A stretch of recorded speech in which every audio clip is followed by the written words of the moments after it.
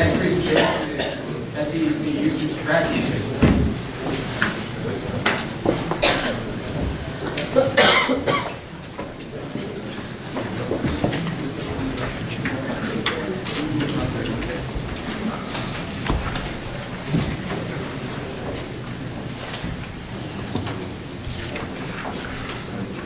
Hello everyone, I'm Zach Davis, and this is my group Sayab Ali, Chris Kraft, Eva Rapinas, and Guy Yater.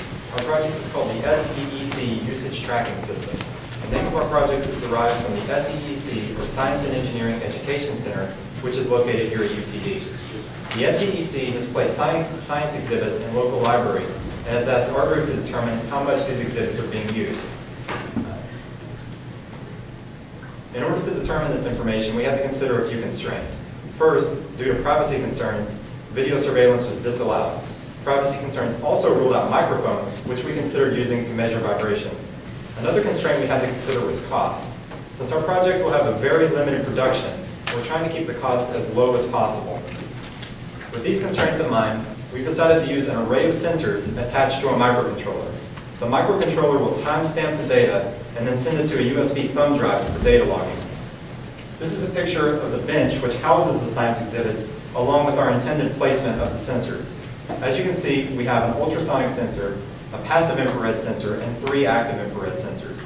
We all did work on the sensor circuits, and Chris also did some work on the microcontroller. We initially began work on the passive infrared sensor.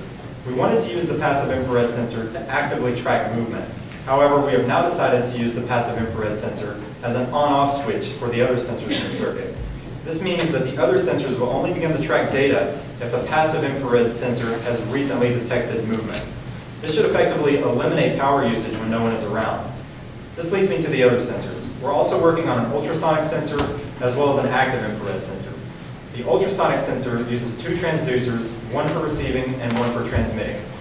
With the ultrasonic sensor, we will be able to detect reflections off of a transmitted pulse, and based on the speed of sound, we will be able to calculate the distance of each object we detect.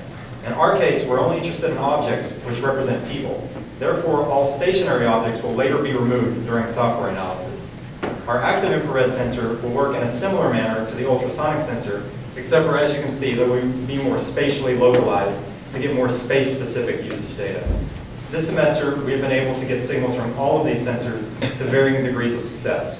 We have a signal from the passive infrared sensor, which we are happy with and are ready to analyze. For the ultrasonic sensor, we have a signal, however, the signal-to-noise ratio is a little low. On the active infrared sensor, we also have a workable signal, but with limited range. In addition to this, we have a microcontroller, the MSP430, to control these signals. We have been able to implement a real-time clock, as well as software UART on the microcontroller. Next semester, we intend to correct any signal deficiencies, program the data logging hardware, as well as program software to analyze the data.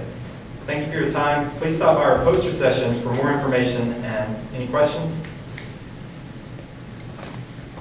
We got one. Yeah. I'm curious how you got to this solution. What kind of market research did you do to look at utilization mechanisms? There's a lot of different things that take kind of passive utilization metrics off of. So, there were a lot of solutions. We found that every solution we considered had some drawbacks. None of them could be completely accurate. This is why we've chosen to use 3 sensors in an array. And for our particular case, the science exhibits are going to be used by children. And so we were trying to think of a system that children wouldn't interfere with too much, or that could be localized to our particular system. okay. Yes. You thought about any concerns with multiple stations around the same room with the interactions between the sensors, specifically the ultrasonic? In our case, since our problem is designed specifically for the SEEC, they currently only have 1 bench in each library, and we haven't really considered the possibility of more benches. We're under the assumption that there's going to be 1 bench per library. If the benches are far enough apart, then they shouldn't interfere with each other. I guess if they were very close together, it's a possibility.